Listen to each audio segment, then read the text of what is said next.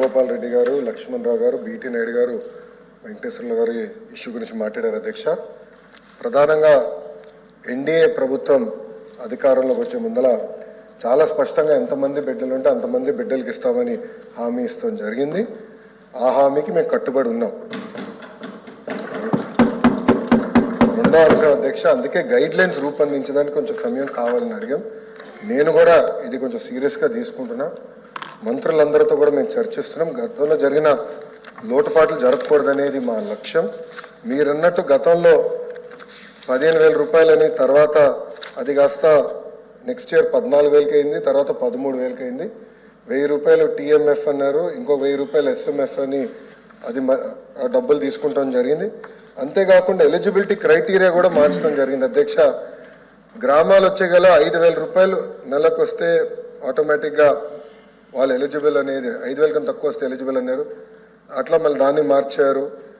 భూమి కూడా అది కూడా మార్చారు. దాని తర్వాత ఎలక్ట్రిసిటీ కన్జంప్షన్ విషయంలో కూడా కొన్ని నుసుకలు జరిగినాయి.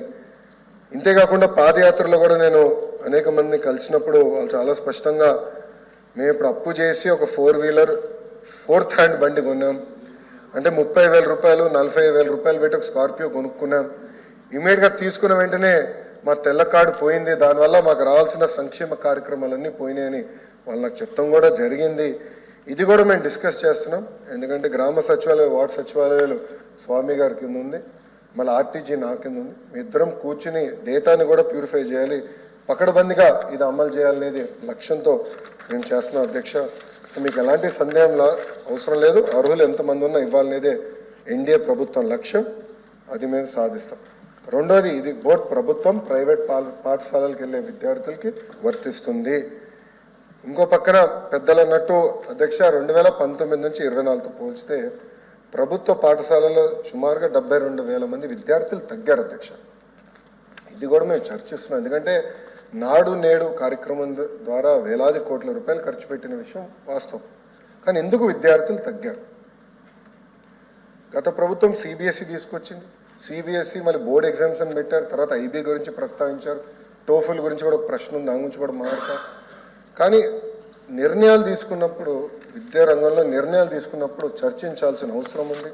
యూనియన్లతో మాట్లాడాలి, ఉపాధ్యాయులతో మాట్లాడాలి, అందరినీ కూర్చోబెట్టి ఆమోద్యమైన పరిష్కారం వెతకాల్సిన అవసరం ఉంది అధ్యక్ష. నీ జర్క్ రియాక్షన్ తీసుకోవాల్సిన అవసరం లేదు. అందుకే మీరు చూస్తే నేను మంత్రి కరెక్ట్గా ఈ రోజుతో నెల అయింది నేను ఛార్జ్ తీసుకుని. నేను కూడా అధికారులు చెప్పేది ఒకటే, రాబోయే సంవత్సరం ఏం చేయబోతున్నాం రోడ్ మ్యాప్ వేద్దాం, అందరితో చర్చిద్దాం, సంఘాలు అందరినీ కూర్చోబెడదాం, మాట్లాడదాం, వచ్చే సంవత్సరం నుంచి అమలు చేద్దాం. నాకు నచ్చింది కనుక ఇది ఇద్దాం, నాకు నచ్చలేదు కనుక ఇది తీసేద్దాం అనేది కరెక్ట్ కాదు. చర్చించిన తర్వాత నేను నిర్ణయం తీసుకుందాం అనేది ఒక లక్ష్యంగా మేము పెట్టుకున్నాం. పెద్దలు వెంకటేశ్వర గారు అన్నట్టు వాస్తవం, ప్రభుత్వ పాఠశాలలో అడ్మిషన్స్ తగ్గుతున్నాయి, అంటే ఎలాంటి సందేహం లేదు. ఒక పక్కన ఎన్డీఏ ప్రభుత్వం రిక్రూట్మెంట్ కూడా చేస్తుంది. మీరు చూసారు, దాదాపు 16,000 మంది ఉపాధ్యాయుల రిక్రూట్మెంట్కి మేము తొలి అడిగేసాం. అది మేము నెక్స్ట్ అకాడమిక్ ఇయర్కి మేము పూర్తి చేస్తాం.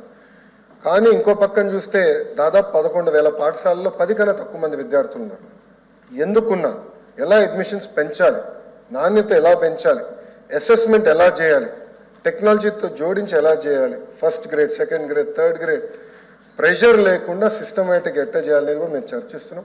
పక్క రాష్ట్రాల్లో కూడా ఏం జరుగుతుందో మేము చూస్తున్నాం. అటు ఉత్తరప్రదేశ్లో ఒక మోడల్ ఉంది, ఢిల్లీలో ఒక మోడల్ ఉంది, పక్క రాష్ట్రాల్లో కూడా ఏం జరుగుతుందో అందరం చర్చిస్తున్నాం. అధికారులు కూడా ఒక టీం వేసాం, వాళ్ళు కూడా వెళ్ళి చూస్తున్నారు. వాళ్ళు నివేదిక ఇచ్చినా నేను కూడా వెళ్ళాలనుకుంటున్నా. వెళ్ళి ఏం చేస్తున్నారో మోడల్ చూసి మన రాష్ట్రానికి కరెక్ట్ మోడల్ ఏంటనేది రూపొందించి అది మీ ముందర పెట్టి అందరు అభిప్రాయాలు తీసుకున్న తర్వాత మళ్ళీ ఆంధ్ర రాష్ట్ర ప్రజలు తల్లిదండ్రులు ముందర పెడతా వాళ్ళ అభిప్రాయాలు సేకరించిన తర్వాతనే వచ్చే అకాడమిక్ ఇయర్ నుంచి మేము అమలు చేస్తాం.